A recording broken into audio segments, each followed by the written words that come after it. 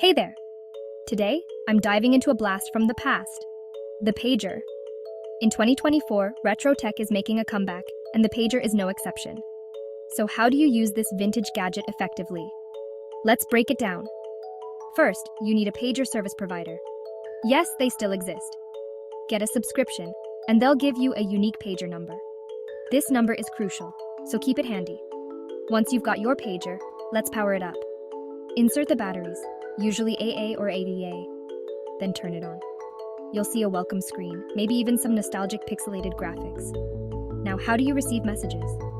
Simple. People can send a numeric message by calling your pager number.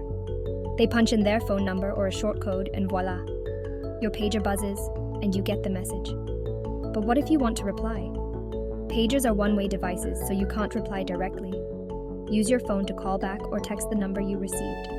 A cool feature of modern pagers is the ability to set custom alerts. You can assign different tones to different senders. It helps you know who's paging you without even looking. Let's talk about some practical uses. Pagers are great for emergencies, especially in areas with poor cell coverage. They also have a unique charm for tech enthusiasts and collectors. Plus, using a pager can be a fun conversation starter. To wrap it up, using a pager in 2024 is a blend of nostalgia and practicality.